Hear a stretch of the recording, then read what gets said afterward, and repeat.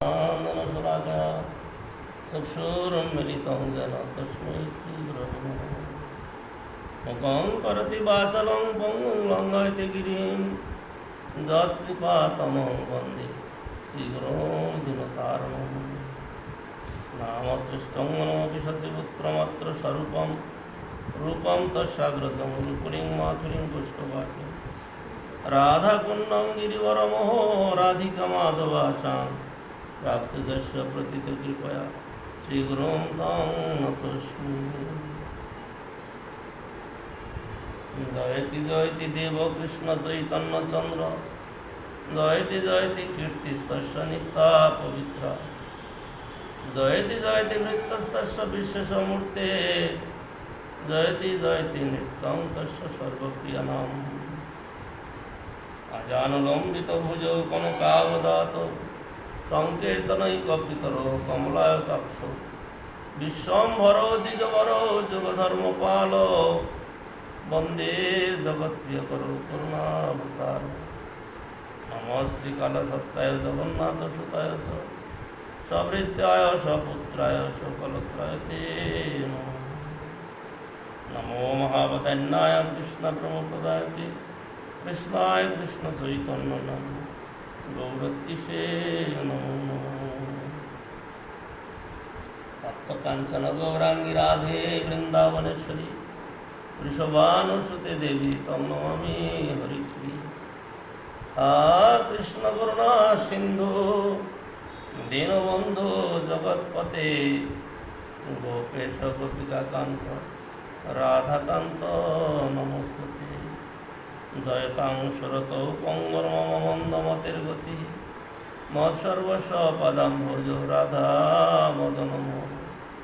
दिव्यद बृन्दारण्यकल्प द्रुमाधव श्रीमद्रत्नाकर सिंहासनस्थ श्री राधा श्रीलगोविन्ददेव पृष्ठलिभि सेव्यमानो स्मरामि।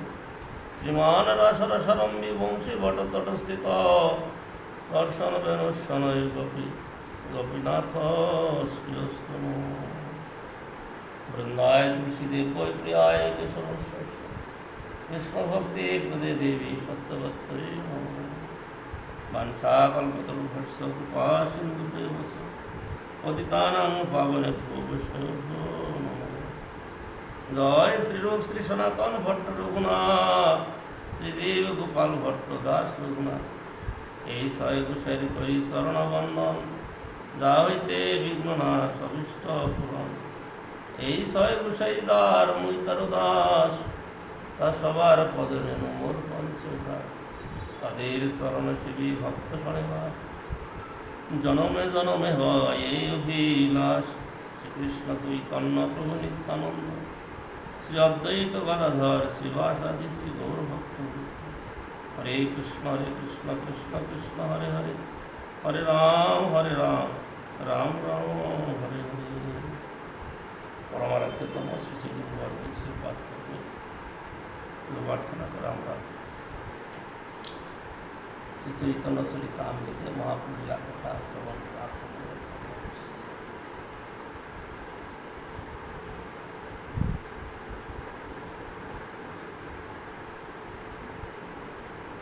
আমরা যে প্রসঙ্গটা শ্রবণ করছিলাম বৈষ্ণব তত্ত্ব সম্বন্ধে। পুরী ধামেতে কুলিন গ্রামবাসী ভক্তগণের মধ্যে বিশেষ করে যারা তারা ছিলেন রামানন্দ রায় সত্যরাজ খান। রামানন্দ আর সত্যরাজ খান এরা দুইজনে বাপ বেটা। সত্যরাজ খানই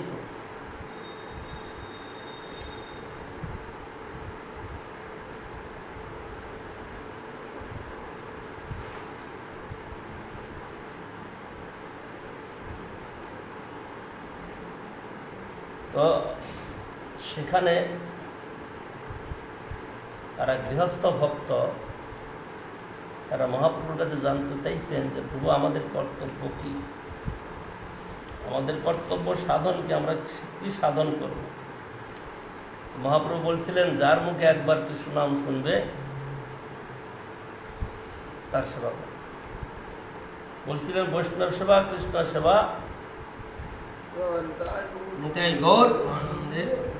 নাম সংকীর্তন।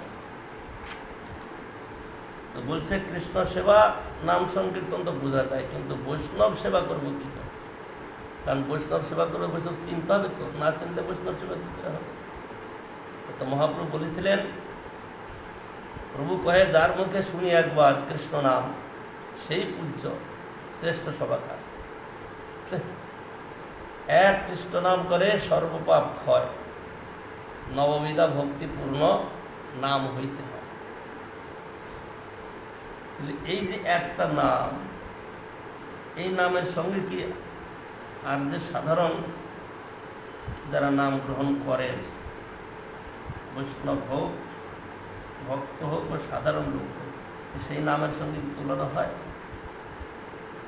একবার যে কৃষ্ণ নাম, এখানে ভক্তিবিনোদ ঠাকুর কি বলছেন, প্রভুর কথার তাৎপর্য এই যে যাহারা কেবল বৈষ্ণবী দীক্ষা মাত্র গ্রহণ করিয়াছে, অথচ একবারও নিরপরাধে কৃষ্ণ নাম করেন নাই, তাহার প্রতি বৈষ্ণব সেবা প্রযোজ্য হয়। তাইলে কোন গৃহস্থ ভক্ত বা মঠেই বৈষ্ণব সেবার আয়োজন করেছে, তাহলে অনেক লোক উপস্থিত, ভক্ত আছেন, গৃহস্থ ভক্ত, পথবাসী ভক্ত এবং সাধারণ লোক। তাইলে এখানে বৈষ্ণব সেবা করতে গেলেও ক্রমভাবে করতে হবে, যথাযোগ্য সম্মান। সকলে সম্মান করিতে সকতি, দেহনাথ যথাযথ। এই কথাটার অনেক গুরুত্ব আছে। সব এক জায়গায় বসিয়ে দিয়ে করলে চলবে না। এইটা প্রত্যেক জায়গায় প্রয়োগ হয়, কিন্তু যখনই বৈষ্ণবরা প্রয়োগ করতে যাবে না, এরা গোড়ামি করে। একজন সন্ন্যাসী তার যে মর্যাদা,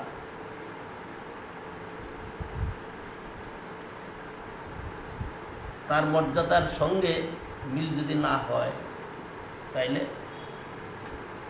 ধর্মের লঙ্ঘন হবে। সুতরাং প্রসাদ পাবে বা কোথাও বসবে, কোথাও কথা বলবে, সেখানে তার মর্যাদাটাকে বিশেষভাবে রক্ষণ করতে হবে। আর যারা থাকবে, যদি না রাখতে পারেন, তাহলে তারা যথাযোগ্য মর্যাদা দিতে পারবে না। সকলের সম্মান করিতে সকতি, দেহনাথ যথাযথ। তো যদি দিতে না পারে, তাহলে তার কি হলো? বৈষ্ণব দর্শনের অভাব হলো। যিনি বৈষ্ণব সন্ন্যাসী, তার সম্মান। আর যারা সন্ন্যাস আশ্রম স্বীকার করেন নাই, ব্রহ্মচারী, তাদের মধ্যে যিনি আবার শ্রেষ্ঠ আছে, তারও আলাদা করে সম্মান দিতে হবে। আর যারা ব্রহ্মচারী, যারা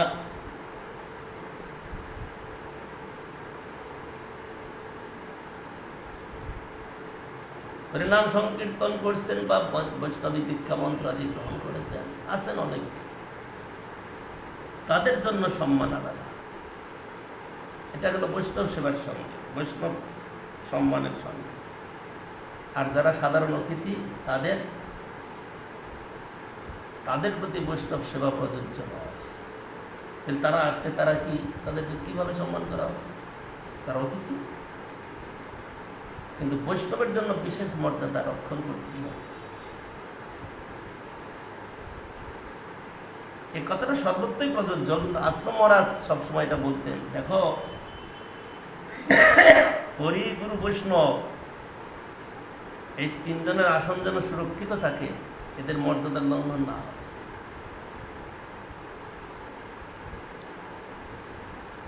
হরি, গুরু, বৈষ্ণব, এদের মর্যাদার লঙ্ঘন যেন না হয়, এটা যেন সর্বদা মনে থাকে।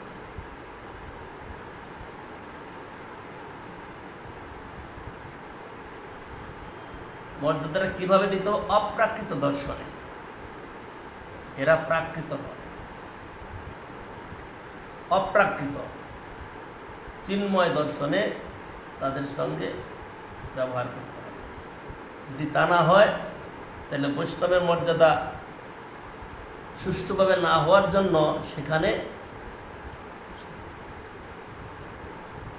কি হবে? বৈষ্ণব মর্যাদা রক্ষিত না হওয়ার জন্য, সুষ্ঠুভাবে না দেওয়ার জন্য সেখানে ওই নিরপরাধটা থাকবে না, অপরাধ হয়ে যাবে। অপরাধ যদি হয় তাহলে সেখানে নামের স্ফূর্তি হবে না। এটা আমরা কয়েকদিন যাবৎ শুনছি। এটা বারবার শুনলেও আমাদের সেটা বিচারের মধ্যে আসবে না, অনুভবের মধ্যে আসবে না। গুলিয়ে মানে কি জলের মধ্যে ঘোল করে দিলে খাইয়ে দিলেও হবে না। এটা অল্প ভাগ্যে হবেই না। কিন্তু যারা এটাকে পাওয়ার জন্য আন্তরিক, তারা ক্রমে ক্রমে সেটাকে গ্রহণ করতে পারে। কিন্তু যারা আন্তরিক নয় তাদের কোনো জন্মেও হবে না। সেই জন্য ওই কথাটাই প্রযোজ্য, প্রীতিপূর্বকম। যারা চায় এটাকে নিজের মধ্যে আনার জন্য, তাদের জন্য শব্দ প্রয়োগ হবে কি? প্রীতিপূর্বকম। তেষাং সতত যুক্তানাং ভজতাং প্রীতিপূর্বকম। প্রীতিটা কিসে? বৈষ্ণবেতে। এখানে বৈষ্ণব প্রীতি বলা হচ্ছে। যদি বৈষ্ণব প্রীতি হয়, গুরু প্রীতি হয়, ভগবত প্রীতি হয়, তদীয় বস্তুর প্রীতি হয়, তাইলে ক্রমে ক্রমে অপরাধ চলে যাবে। আর তখন নিরপরাধ অবস্থায় যে কৃষ্ণ নাম হবে, সেইটাকে বলা হবে যে একবারও সেই অবস্থায় কৃষ্ণ নাম নেয়, তিনি বৈষ্ণব। তার সেবা করাটা প্রয়োজন। আর তা যদি না হয় তাহলে তিনি বৈষ্ণব পদবাচ্য নন, তাকে সাধারণ বুদ্ধিতে সেবা করতে হবে।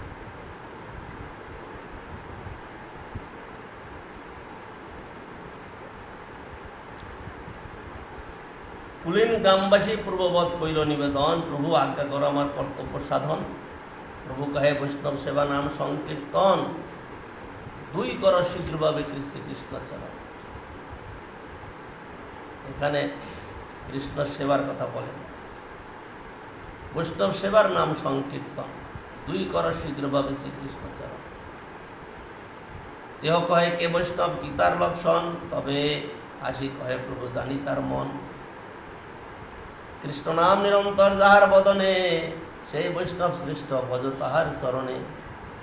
বর্ষান্তরে তারা হইছে প্রশ্ন কইল, বৈষ্ণবের তারতম্য প্রভু শিখাইল। এখানে প্রভুপাদের বিবৃতিটা শুনি। ভক্তিবিনোদ ঠাকুরের বিবৃতিটা শুনলাম, এখন প্রভুপাদের বিবৃতি কি বলছে।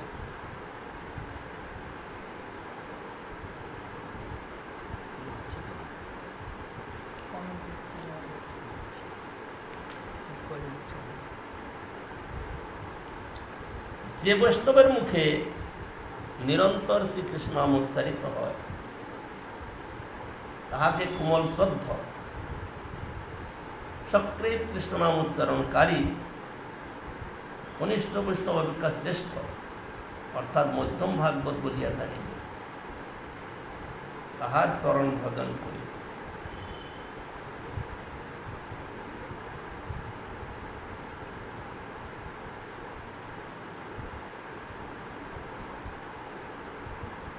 গৃহস্থ বৈষ্ণব এখানে রামানন্দ আর রামানন্দ বসু আর সত্যরাজ খান, এরা পিতা পুত্র। সত্যরাজ খান হল পিতা আর রামানন্দ বসু হলেন পুত্র। তাদের যে বৈষ্ণবতা, তারা যে স্তরের বৈষ্ণব, কিন্তু মহাপ্রভুর শিক্ষাটা তাদের উপর দিয়ে প্রচার করলেন। কীরকম করে? তারা কিন্তু উত্তম কোটির বৈষ্ণব, তারা আমাদের মতো সাধারণ উত্তম কোটির এই জন্যই যে তারা মহাপ্রভুর পার্শ্ব, সাক্ষাৎ মহাপ্রভুর থেকে উপদেশ পাচ্ছে, তারা মহাপ্রভুর প্রিয় পার্শ্ব, সেই জন্য তাদের দ্বারাই জগতে প্রচার করছে। এখানে তাদেরকে বলছেন যারা নিরন্তর কৃষ্ণ নাম করে তাদের সেবা করবে, তাদের চরণ ভজন করবে। শ্রীরূপ গোস্বামী উপদেশামৃতে প্রণতিবীর্ষ ভজন্ত মিশম অর্থাৎ মধ্যমধিকারী ভাগবতে পরস্পরের প্রতি প্রণাম রূপ ব্যবহার করিবার জন্য উপদেশ প্রদান করিয়াছে।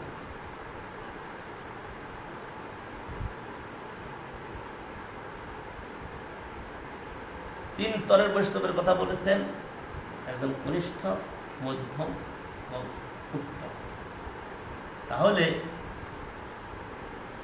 সেবাটা কে করবে? কে সেবা করবে?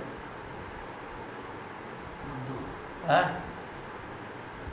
সেবা কে করবে? কে সেবা করবে? ভালো করে কনিষ্ঠ বৈষ্ণব যিনি হবেন তিনি উত্তম, মধ্যম এবং উত্তমের সেবা করবেন। কেন? তিনি ওই সেবার দ্বারা নিজের স্তরটাকে উন্নত করবেন। আর যে সেবায় বিমুখ হয়, অনুৎসাহিত হয়, তাইলে তিনি নিজেকে উচ্চ স্তরে নিতে পারেন। সেই জন্য কনিষ্ঠ বৈষ্ণবী, মধ্যম, কনিষ্ঠ বৈষ্ণবী, কনিষ্ঠ, মধ্যম, উত্তম তিনজনেরই সেবা করবে। আর মধ্যম অধিকারী, যখন মধ্যম অধিকারীর সঙ্গে পরস্পর ব্যবহার হবে, তারা কি করবেন? প্রণতিভীষ্য, প্রণাম করবেন উভয়কে উভয়। তাহলে উভয়কে সেবা করবে না। মধ্যম অধিকারীর সেবা নেবে না। আমরা তা দেখি পরস্পর ব্যবহারে।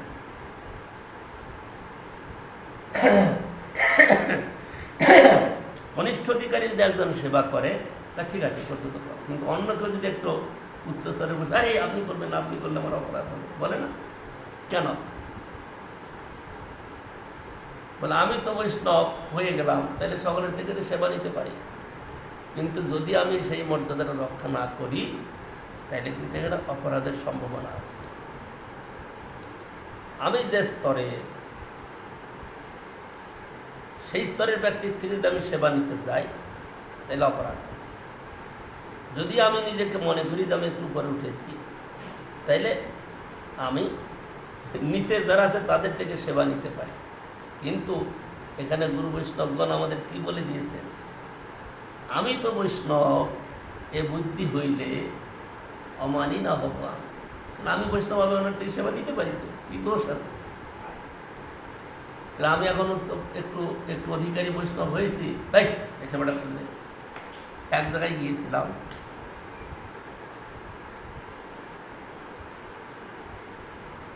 প্রসাদ পেয়ে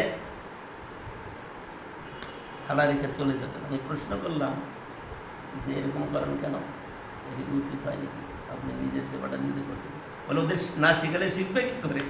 ওদের শেখাতে হবে তো। মানে এটাও যুক্তি, কিন্তু আমি সেই অধিকারে হয়েছি কিনা? আমার তো একটা অভিমান নিশ্চয়ই এসে যাবে, তবেই তো আমি অন্যকে উপদেশ করছি এটা কর। কিন্তু আমি সেই স্তরের হয়েছি কিনা অন্যের থেকে সেবা নেওয়ার মতো এই ভাব, এই দর্শনটা তাদের, এই ভাব, এই দর্শন তাদের মধ্যে নাই। তারা ভাবে যে আমি তো একটু বড় হয়েছি, আমি ইনচার্জ আছি, বা আমি বহুদিন আছি, আমি সেবা করেই নিতে পারি। কিন্তু আমাদের গুরুবর্গ কি বলছেন? আমি তো বৈষ্ণব এ বুদ্ধি হইলে অমানি না হব আমি, প্রতিষ্ঠা আসে হৃদয়ে দোষিবে হইব এসে প্রতিষ্ঠা, যে আমি বৈষ্ণব, আমার সেবা করবে না, কি করবে করো। কিন্তু আমি প্রকৃত সেই স্তরের বৈষ্ণব হয়েছি কিনা, সেবা নেওয়ার মতো অধিকারী হয়েছি কিনা, যদি সেবা নেওয়ার মতো অধিকারী না হয়ে সেবা নেই, তাইলে কিন্তু আমি নিজেকে উন্নত করতে পারবো না। এখানে কারোর উপদেশ দেওয়া, কাউকে শোনানো, কাউকে ডেকে আনা, টেনে নেওয়া কোনো কথা নয়। আমি আমার জন্য কি করছি,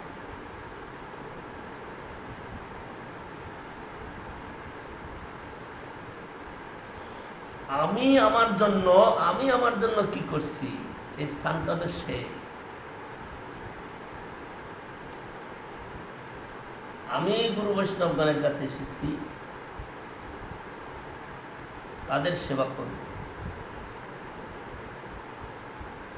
এখন আমি মনে করছি যে আমি তো অনেক দিন আছে, আমি তখন সেবা নিতে পারি, আমি সেবা নিতে পারি। কিন্তু দেখা গেছে কি,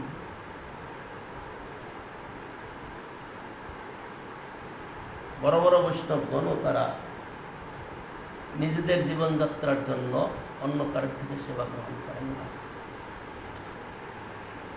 কেন? আমি কতটা অধিকারী হয়েছি যে আমি অন্যের থেকে সেবা নেব? তিনি কিন্তু উত্তম, তিনি উত্তম হয়েও অন্যের থেকে সেবা নেন না। আর আমরা যদি অভিমান করি যে না, আমি তো অনেকদিন গুরু বৈষ্ণবের কাছে আছি, সেবা করছি, সুতরাং আমি সেবা নিতে পারি, তাহলে সেই ভুল দর্শনের জন্য আমার অধিকারকে আমি উন্নত করতে পারবো না। বাহ্যিক যাই কিছু দেখা যাক না কেন, কিন্তু প্রকৃত তত্ত্বে, প্রকৃত সিদ্ধান্তে যে বৈষ্ণব উন্নত হবে, সেদিকে হতে পারবে না। বৈষ্ণব উন্নতির কথা হলো ওই কি প্রীতিপূর্বক। এই প্রীতির কথাটা প্রথমে শ্রদ্ধা, আদৌ শ্রদ্ধা, তত সাধু সঙ্গ, তত ভজন ক্রিয়া। শ্রদ্ধা হলে পরে সাধুর কাছে যাবে, সাধুর কাছে গিয়ে কি করবে? সাধুর কাছে যাওয়ার অর্থ হইল এখানে গুরুপদ আশ্রয় করা। আদৌ শ্রদ্ধা তত সাধু সঙ্গ। কারণ ভজন ক্রিয়ার কথা যখন বলছেন, দীক্ষা মন্ত্র না নিয়ে, গুরুপদ আশ্রয় না করে তার ভজন ক্রিয়া হয়, সে শ্রবণ করতে পারে সাধারণ শ্রোতা হিসাবে, তার ভজন ক্রিয়া হবে। ভজন ক্রিয়া কখন হবে?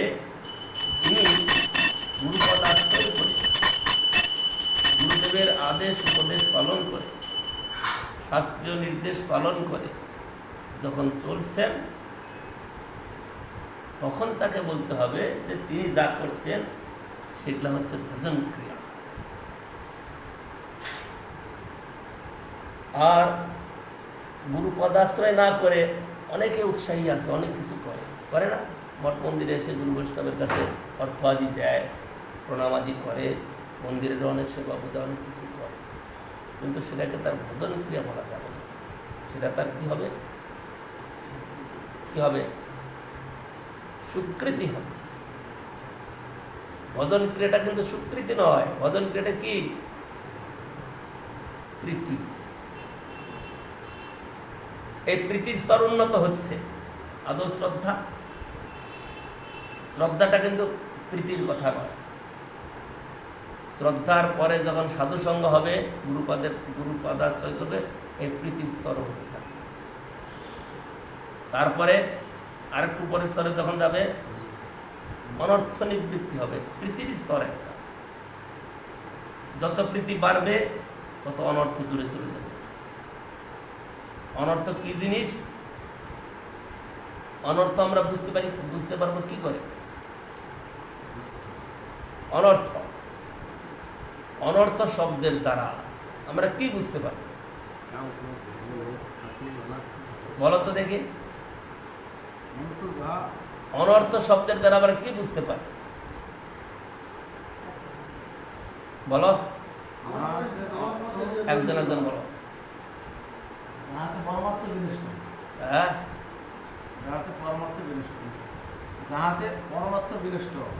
পরমার্থ ভজন সেবা ঈশ্বরকে আটটা। সেটা তো হলো অন্য স্তর, কিন্তু এখানকার অনর্থটা আবার আরেক রকমের আসবে। কারণ এখানে যে অনর্থ বলা হচ্ছে, অনর্থ নিবৃত্তি তো চারটা তো রয়েছে, কিন্তু এখানকার যে অনর্থ যেভাবে আমি বোঝাতে যাচ্ছি, গুরু বৈষ্ণবের সঙ্গে সম্বন্ধ পাতানের যে বাধাটা,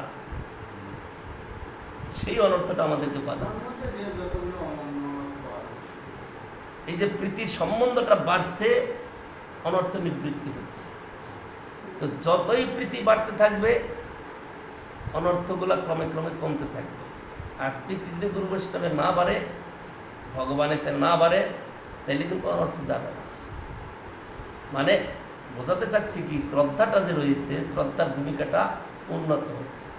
যতই প্রীতির স্তর উন্নত হবে, এগুলো এক একটা স্তর যাবে। আদৌ শ্রদ্ধা, তত সাধুর সঙ্গ, তত ভজনক্রিয়া। যতই ভজনক্রিয়া করতে থাকবে, তাতে প্রীতির স্তরটা বাড়তে থাকবে। তারপরে অনর্থ যাবে। অনর্থ যাবে মানে একদম নিষ্পেষিত হয়ে নিঃশেষিত হবে না, কিন্তু যেতে থাকবে। তারপরে নিষ্ঠার উদয় হবে, সেটাও একটা প্রীতির স্তর। আমি এটা কয়েকদিন বুঝিয়েছিলাম যে যারা পূজা করবে, যে যে সেবা যেভাবে করুক না কেন, প্রত্যেকের একটা প্রীতিপূর্বক নিষ্ঠা থাকবে। কাল না পরশু দিন, কালকে তো একাদশী গেছে, হ্যাঁ কালকেই তো, পরশু দিন বা কবে প্রসাদ পাওয়ার সময়, পাইলা বুকের প্রসাদ পাচ্ছি, পট করে মনে হলো একটা ভাজা নাই। কারণ ভাজাটা এর আগে রোজ দিচ্ছিল ঠাকুরকে, সেদিন ভাজা না দিয়ে সাধারণ একটা কি দিয়েছে, একটু ডাল বা কিছু, তার মধ্যে সব একটা কিছু। পট করে মনে পড়লো, হ্যাঁ আলু সিদ্ধ, মানে পট করে মনে পড়লো ভাজা দিতে, আজকে ভাজাও দেয়নি। চিন্তা করবে এখানে কিরকম কথাটা রয়েছে। তুমি নিষ্ঠাপূর্বক দিচ্ছ, হঠাৎ করে একদিন বাদ করলে সঙ্গে সঙ্গে খট করে মনে পড়ে যাবে। ঠাকুরও খেতে বসে বলবে আজকে ভাজা দেয়নি তো, রোজ তো ভাজা দিত। এইটা হলো নিষ্ঠার অর্থ, এইটা হলো নিয়ম, এইটা হলো নিষ্ঠার প্রতি মানে প্রীতির কথা। এই যে এক একটা স্তর আগে যাচ্ছে,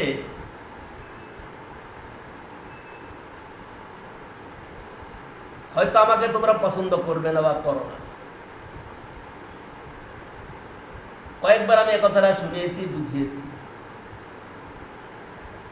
সেদিন বাইরে থেকে আসলাম, এরা সব নিশ্চিন্তে ঘুমাচ্ছে, বলে আমরা খাইনি এখন পর্যন্ত। আমার রাগে আরো শরীর জ্বলে উঠল, তোমরা খাওনি আমাকে শোনাতে আসছো, চিন্তা করো তো দেখি। তাহলে আমরা এখনো খাইনি, এ কথা আমাকে শোনাচ্ছে, কিন্তু একটা লোকের সামনে নাই। বুঝলে কথাটা কি? বুঝলে? 4-5 দিন পর বাইরের থেকে এসছি, সব তো কেটে বসে থাকবে, কখন আসবে কখন আসবে, একটা লোক নাই। সব বলে আমরা খাইনি তো, না খেয়ে ঘুমাচ্ছে, কিন্তু কখন আসবে না আসবে, এইটা প্রীতির স্তর মানে কতদূর উপরে উঠেছে এর দ্বারা বোঝা যাবে। রোজই তো সময় মতো ঘুমাই, রোজই তো সময় মতো খাই, এতদিন গুরুদেব নাই, তার দর্শন পাইনি, তার প্রতি একটা টান কোথায় বুঝতে পারলে তো, অনুভব করলে তো, নিশ্চিন্তে সব আছে, সামনে একটা লোক না। 4-5 দিন পর গুরুদেব আসবেন বা মাস পরে আসবেন, তার জন্য তো সেই সকাল থেকেই মনে ছটফট করতে, কখন আসবে কখন আসবে। খাওয়া দাওয়া তো এমনি ভুলে যাবে, আমরা খাইনি এখনো, আমরা আমাকে শোনালো কথাটা। এইটা হলো প্রীতির স্তর। কথাটা বুঝতে পারলে? এই প্রীতির স্তরে হবে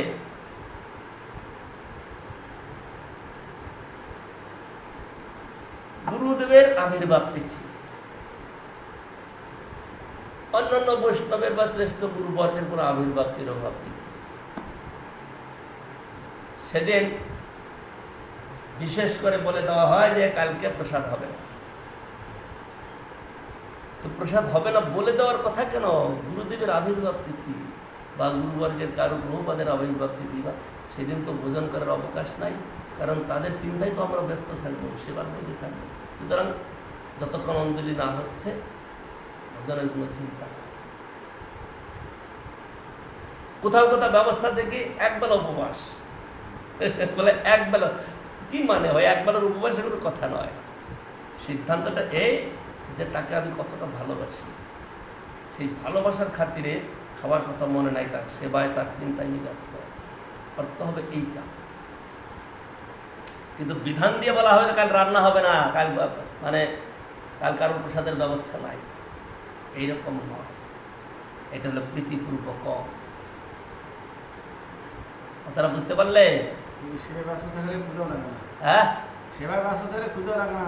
সেবায় তো ব্যস্ত থাকবে, সেবার ব্যস্ততা মানে কি, সেবার মধ্যে না থাকলেও গুরুদেব বাইরের থেকে আসেন, আমরা না খেয়ে আছি তো এখন পর্যন্ত। কথাটা কেমন লাগবে শুনে? রান্নাতে ব্যস্ত। হ্যাঁ, আমরা এবং পূর্বতে উৎসব করেছিলাম, রান্না ব্যস্ত, সেবায় ব্যস্ত। আমি যদি খাই নাই, হিসেবে দুধ চলে গেছে গা, আমি যদি খাই নাই কারণ ক্ষুধা আমার নাই। কেমন ছিল মানে একা রকম তুমি ছিলে? রান্না করা। আচ্ছা, খাই নাই। ও ও ছিল, ও আর শুনিয়ে দিচ্ছে আমাকে, আমি তো ছিলাম। এ ছিল, আমি অ্যাপ্রিসিয়েট করি নাই, সেই জন্য ওর মনটা খারাপ হয়ে গেল। বলে আমি ছিলাম তো, আমার কথাটা তো স্বীকার করলো না, আমি তো ছিলাম। চিন্তা করো প্রীতির স্তরটা যেটা বোঝানো হচ্ছে।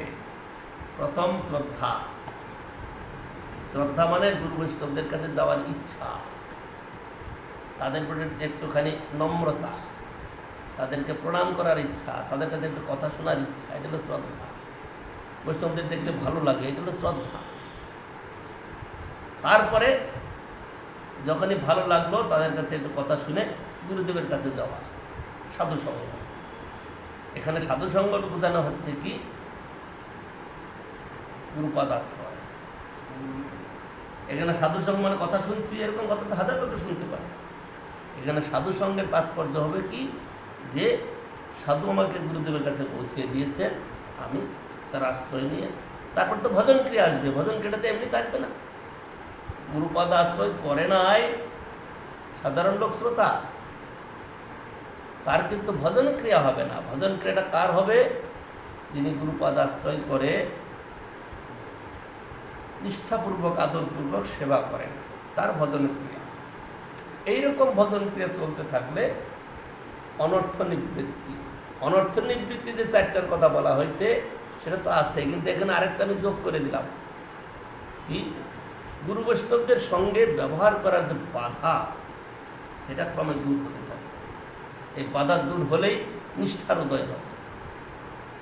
এই বাধা দূর না হলে পরে গুরু বৈষ্ণবদের সঙ্গে কেমন ব্যবহার হবে? কেমন ব্যবহার হবে? গুরুদেবের কথাই ছেড়ে দাও, আমরা আমাদের মধ্যে কেমন ব্যবহার হবে? বলে খেয়ে যা রে, তোরা অনেক সময় খাইনি, তোদের কি ক্ষুধা লাগে নাই রে?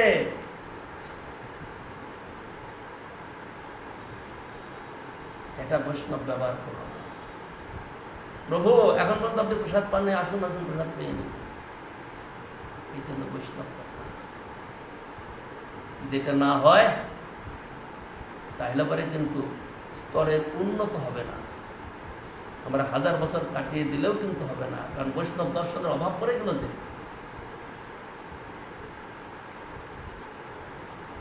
প্রভুপাদ নাকি তার শিষ্যদেরও প্রভু বলে সম্বোধন করত। কেন? কেন? এটা আমার শিষ্য তো, আমি এদেরকে উপদেশ করতে পারি, এদের শাসন করতে পারি, প্রভু বলবো কেন? কেন বলতেন? তোমাদের ভাবনাটা কি? একজন বলো তো দেখি, কি বলতে পারো?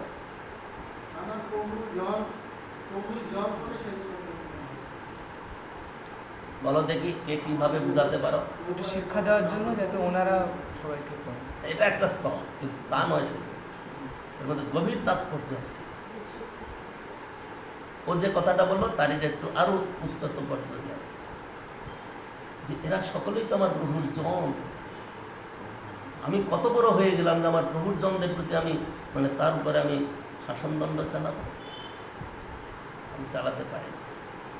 এরা আমার প্রভুর জন, প্রভুর সেবক। প্রভুর সেবক আমার প্রভু, এইটা হলো দর্শন। কিন্তু আমরা তা না করে বলে একসঙ্গে থাকি, অত কি আর মানা যায় না।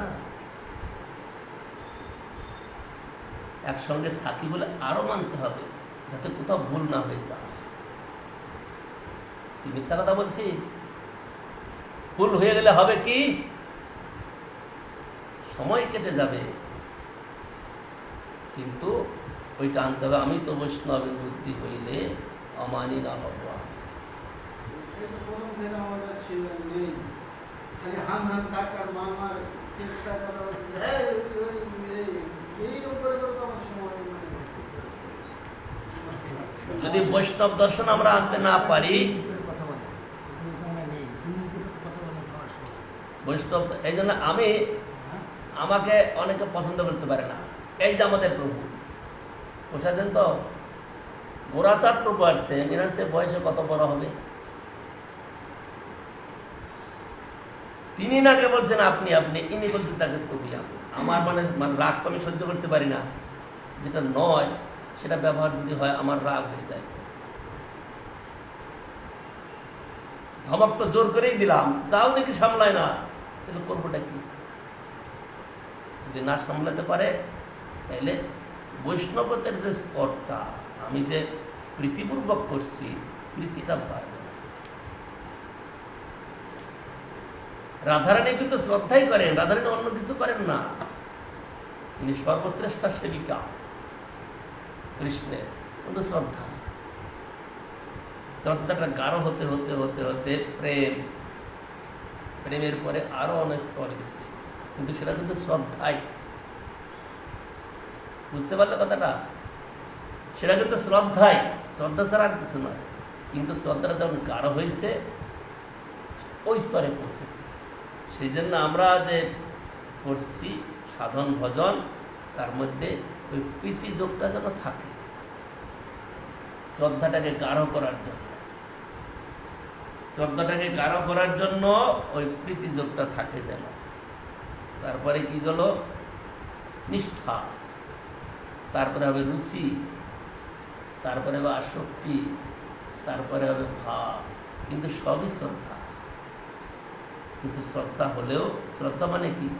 গুরু বৈষ্ণবের প্রতি ভালোবাসা, তাদেরকে প্রণাম করা, তাদের সঙ্গে আদরপূর্বক কথা বলা, এইটাই কিন্তু শ্রদ্ধা। এই শ্রদ্ধাটাই গাঢ় হতে হতে অনেক স্তরের উপরে। কিন্তু এখানে যে কথাটা আমি বোঝাতে চাচ্ছিলাম, গুরুপাদাশ্রয়, ভজন ক্রিয়া, অনর্থ নিবৃত্তি। ভজন ক্রিয়া করছি, কিন্তু আমাদের অনর্থটা কি রয়েছে? গুরু বৈষ্ণবের পদমর্যাদা বোধের অভাব, এইটা আমাদের বড় অনর্থ। গুরু বৈষ্ণবের পদমর্যাদা, পদমর্যাদা মানে বৈষ্ণবের পদ, কে কোন স্তরের বৈষ্ণব সেইটা আমাদের অনুভবের অভাব। বৈষ্ণবের প্রতি যে শ্রদ্ধা, প্রীতি, ভালোবাসা, সেইটার অভাব। সেই অভাব থাকার জন্য কি হলো? উন্নতির স্তরটা বাধা পড়ে যাচ্ছে। আদৌ শ্রদ্ধা, কত সাধুসঙ্গ, অনর্থ নিবৃত্তি, নিষ্ঠা, রুচি, আসক্তি, ভাব, এই যে সাধন স্তরের কথাগুলো, ওই প্রীতি না থাকার জন্য কেউ যেতে পারছে না। আর যে সত্যি সত্যি প্রীতি হয়ে যায়, প্রীতি থাকে হৃদয়েতে, তাইলে স্তরগুলো পার করতে খুব বেশি সময় লাগে, এক জীবনেই হয়ে যাবে। আর যদি প্রীতিপূর্বক না হয় তাহলে বহু বহু জন্ম কেটে যাবে, লাভ হবে। সেই জন্য আমাদেরকে নিজেদেরকে স্থির করতে, যে আমরা কি চাই, আমরা কি সত্যি সত্যি সেই স্তরে পৌঁছাতে চাই, এটা নিজেকে স্থির করে নিতে হবে। না সত্যি আমি চাই, তার জন্য আমি একদিন একটা কথা বলছিলাম না, অভ্যাস করতে হবে। কি অভ্যাস? ঠিক আছে আজকে জবাব দেবো না, রোজই তো জবাব দেয়, আজকে জবাব দেবো, আরেকদিন বলে না জবাব দেবো। এই যে অভ্যাসটা হতে থাকবে, যতই কটু বাক্য গালি দিয়ে বাজে না, জবাব দেবো না, তাতে কি হবে? ধৈর্য সহিষ্ণুতার আবির্ভাব হবে। ধৈর্য সহিষ্ণুতা আসতে থাকবে। কারণ আমরা যদি অভ্যাসই না করি, মুখের উপর ফটাফট জবাব না দিলে ভালো লাগে না, আমার তাই হতো। আনন্দে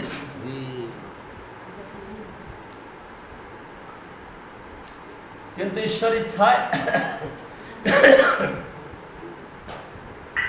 সেটার একটু পরিবর্তন হয়েছে। জবাব দেওয়ার বা অন্যকে উপদেশ দেওয়ার শিখানোর চিন্তা ভাবনাটাকে কম করতে হবে। আমি অন্যকে শিখিয়ে দেব এই চিন্তা ভাবনাটাকে কম করতে হবে।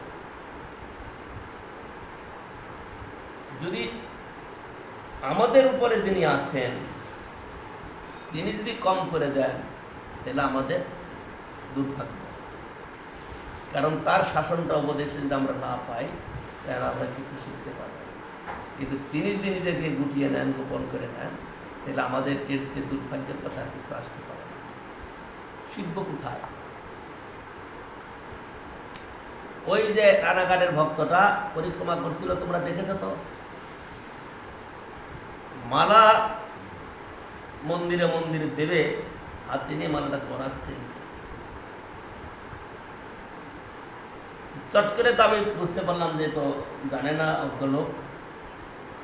আমি জিজ্ঞাসা করলাম, এই মালা কি কোনো মন্দিরের জন্য ঠাকুরকে দেবেন? বলে হ্যাঁ। বলে এই মালা ঠাকুরকে দেবেন না, কারণ এই মালার সুষ্ঠুতা রক্ষা করতে পারেন নাই। কারণ আমরা এখানে চলছি ফিরছি হাজারো লোক, আপনি মালাটাকে মাটিতে গড়াগড়ি লাগাচ্ছেন আর সেই মালাটা ঠাকুরকে দেবেন, ঠিক হবে। যখন আপনার হাতে এসছে, অন্য লোকের হাতে আছে, আপনি কিনে নিচ্ছেন বা কিছু করছেন, তখন তারা যা করছে তার বিচার কেউ থাকবে না। যখন আপনি ভক্ত, আপনার হাতে এসেছে, তার মানে ওই বস্তুটার প্রতি প্রীতির অভাব, শ্রদ্ধার অভাব। ওই বস্তুটা অদীয় বস্তু, ভগবত সেবার উপকরণ, তার প্রতি অকৃত্রিম শ্রদ্ধা, তাকে বলা হবে প্রীতি থাকতে হবে। এই প্রীতির স্তরটাই উন্নত থাকে। আমরা সেদিন শুনছিলাম না, বরাহনগরে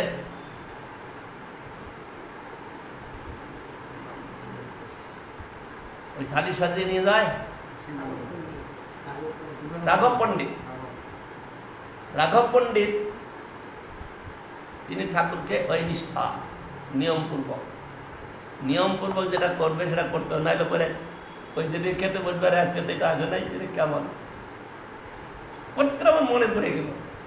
আমি নিজে নিজে তখন অনুতপ্ত হলাম যে ঠাকুরকে আজকে ভাজাটা দেয়নি। তো আমার মুখের রুচির জন্যই হয়তো হলো, ভাজাটা মুখে গেলে লবণ লবণ লাগতো, ঝাল ঝাল লাগতো, কিন্তু পট করে মনে পড়লো যে আজকে ঠাকুরকে ভাজাটা দেয়। আর সাধারণভাবে দিয়েছে, অন্যদিন তো প্রচুর দেয়, একেবারে সাধারণভাবে দিয়েছে, পট করে মনে পড়ে গেলাম। ওই ভদ্রলোক পরে বললো যে মহারাজ, এই কথা বলার মতো আর লোক পাওয়া যাবে না, কারণ তারা নিজের গুটিয়ে নিচ্ছে। কেন? কেউ শুনে না, শুনবে না বলে চলছে। বলে এখনো যারা দু একজন আছে তার শিক্ষাটা প্রচার হবে, নাহলে এটা পাওয়া যাবে না। কারণ আপনি যে ওখানে বললেন, আর তো কেউ বললো না, তারা তো দেখে যাচ্ছে। ছোট বড় অনেকেই তো ছিল, কিন্তু তাদের তো এই বোধটাই, এই মাথাটাই, হয়তো অনেকে বললেন দরকার নেই বাবা, যা পারে আমি কেন ওর মধ্যে মাথা ঘামাতে যাব? নিজের বেলায় নিজে করবেন ঠিক আছে, কিন্তু অন্যের বেলায় মাথা ঘামাবে না। দরকার কি বাবা, যা পারে করবে। নিজেকে যখন গুটিয়ে নিলেন, তাহলে এই শিক্ষাটা পাবে কি? পাবে কোথা থেকে? বাস সেই জন্য আমি দেখেছি অনেকে নিজেদেরকে গুটিয়ে নেয়, কারণ মানবে না কথা, শুনবে না, বুঝবে না, আরো অন্য অর্থ করবে। সেই জন্য তোমরা যাবার পর তাতে কি হবে? আমাদের দুর্ভাগ্যের শেষ নয়। আমরা সময় কাটিয়ে যাবো, কিন্তু আমরা জ্ঞান লাভ করতে পারবো না, অনুভূতি আমাদের আসবে না। গুরু বৈষ্ণব সেবায় যে অনুভূতিটা, সেটা আমাদের কাছে আসবে না। এতদিন কাটিয়ে যাব কি জন্য? বৈষ্ণব ধর্মের অনুভূতিটা, বৈষ্ণব সেবার অনুভূতিটা। আর বৈষ্ণব সেবা করতে গেলে একটু ভুল হইলে তো গালাগালি করে দেয়, এই এটা করতে পারো না, এটা হয়নি। এই গালাগালিটাই তো চাই। গালাগালি কি শত্রুতা করে করছেন নাকি? তা তো করছেন না, এখানে তো শত্রুতা নয়। গালাগালিটা করছেন আমি যাতে ভালো করি, ভালোভাবে শিখতে পারি। বলে তার শিখতে পারবে নাকি? তার করতে গেলে তো তিনি বলেন, অন্য কেউ তো বলেন না। যখনই তার করতে যাই তো ভুল করে আর যাওয়াই যাবে না তার কাছে। তিনি তার বৈষ্ণবতা নিয়ে থাকুন, তার উপদেশ নিয়ে থাকুন, আমরা কেউ তার কাছে যাবো না। আজকে স্ট্রাইক করে বসবে, বলবে না? আজকালের দিনে স্ট্রাইক করে বলবে যে তার কাছে যাওয়ার দরকার নেই। রাঘব পণ্ডিত তার সেবকের সামান্য ভুলের জন্য নারকেল সব ফেলে দিলেন। ডাব নারকেল সব ফেলে দিলেন। তা আমরা হলে কি করবো? প্রণাম, আর কোনোদিন যাবো না। আমার খাওয়ার অভাব আছে নাকি? এখানে যেটাই করতে হবে সবটাই ভুল ধরবে। আমার খাওয়ার অভাব আছে, এদের কাছেই থাকবো না, চলে যাবো, সংসার করবো, তাও ভালো। এদের কাছে থাকা যাবে না, কারণ এরা প্রত্যেকটাই দোষ ধরবে। দোষ তো একটু হতেই পারে। আরে দোষ হতে পারে, তুমি দোষটা কোথায় গিয়ে করেছো বুঝেছ? ঠাকুরের সেবায়, যেখানে প্রীতির চরম কথা আসবে, আর সেখানে তুমি অপ্রীতিকর ব্যবহার করবে, শ্রদ্ধার অভাব দেখালে সেখানে কি করে স্বীকার করা যায়? এইটি হলো তাৎপর্য। আমাদের ভালো করে বুঝতে হবে। এখানে কিন্তু আমরা হইচই করে যদি সময় কাটানোর জন্য এসে থাকি, তাহলে আমাদের মানসিকতাটা আগে পরিবর্তন করতে হবে। এটা ভুল সিদ্ধান্ত। এইভাবে কাটলে পরে সময় কেটে যাবে, কিন্তু আমরা যার জন্য এসেছি সেদিকে আমরা এগোতে পারব না। এই কথাটা বারবার আলোচিত হচ্ছে, আলোচনা করা হচ্ছে যে একদিনেই সব শিখে নিল, অনুভবে এসেছিল, তা আসবে না। সেই জন্য এইসব কথা পুনঃ শুনতে হবে। বলে রোজই তো একই কথাই বলে, শ্রদ্ধা করো, প্রীতি করো, এই কথা তো রোজই শোনা যায়। যার মনে এরকম ভাবনা আসবে সে কোনোদিন অনুভব করতে পারবে না। কিন্তু শুনতে হবে, প্রীতিপূর্বক আদরপূর্বক শুনতে হবে। শুনতে শুনতে শুনতে শুনতে একদিন যদি হৃদয়ে বসে, তাছাড়া উপায় নেই। নাহলে আমাদের সময় কেটে যাবে, কিন্তু আমরা বৈষ্ণব তত্ত্ব সম্বন্ধে অভিজ্ঞতা লাভ করতে পারবো না। তাহলে বৈষ্ণব সেবা কে করবে? হ্যাঁ, কনিষ্ঠ অধিকারীরাই বৈষ্ণব সেবা করবে।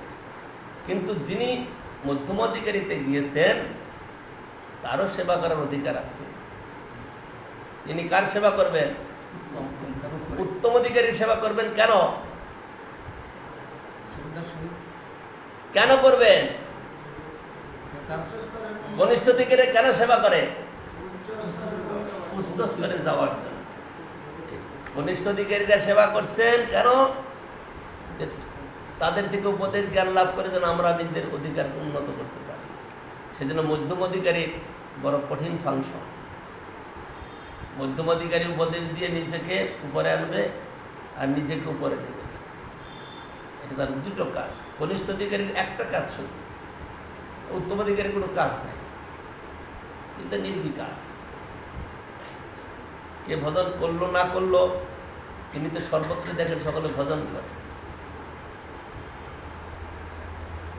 সবে কৃষ্ণ ভজে, এই মাত্র জানে। তিনি উত্তম অধিকারী হয়েছেন, তিনি দেখেন কি প্রত্যক্ষে পরোক্ষে সকলেই ভগবত সেবার অনুভব, সকলেই বিশ্বজোড়া। পাপী তাপী পুণ্যবান ভক্তি জানি সকলেই বলছে এটা সকলেই ভগবানের সেবায় আছে। কার দোষ দেখতে যাবো আমি? কাকে শুধরাতে যাব?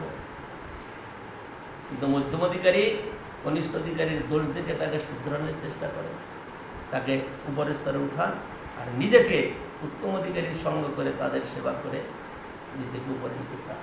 কনিষ্ঠ অধিকারীরা উত্তম অধিকারীর সেবা করতে পারবে না। কনিষ্ঠ অধিকারীরা মধ্যম অধিকারীর সেবা করবে। কনিষ্ঠ অধিকারীরা উত্তম অধিকারীর সেবা করতে যায়, কারণ তারা হাব ভাব বুঝতে পারবে না। তিনি কি ভাষায় কি বলছেন, বোঝাতে চাচ্ছেন, বুঝতে পারবে না, অপরাধ হবে। সেজন্য মধ্যম অধিকারী উত্তম অধিকারীর সেবা করে। সেবা করে মানে সঙ্গ করে। আর সেবা করা কাপড় কাচা, বাসন মাজা, খাবার দেওয়া, এটা তো আছে, সেটা কিন্তু এই সেবার স্তর না। সেই জন্য ভালো করে বুঝতে হবে যে আমরা আমাদের স্তরকে উন্নত করব, উন্নত করতে গিয়ে কী কী করা আমাদের কর্তব্য, কী কী করা দরকার, সেগুলো আমাদের ভালো করে জানতে হবে।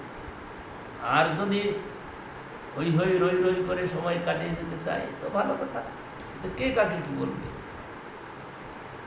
কেউ কাউকে কিছু বলবে না। এখন সতর্ক হয়ে গেছে, যত প্রয়োজন হয় মাথা কামানে কি নিজের কাজের ক্ষতি করে অন্যের কি বলে নিজের খেয়ে বনের মোষ তাড়ানো। এটা বলতো কালীবাবু। কালীবাবু লন্ডনে কালীমিত্র, লন্ডনে কালীমিত্র তিনি বলতেন নিজের খেয়ে মানে বনের মোষ তাড়ানো। কি হবে তাতে? নিজের খেয়ে বনের মোষ তাড়ানো। উনি মঠে এসে এই কথাটা আমাদের শোনাতেন, যে খেয়ে নিজের খেয়ে বনের মোষ তাড়ানো।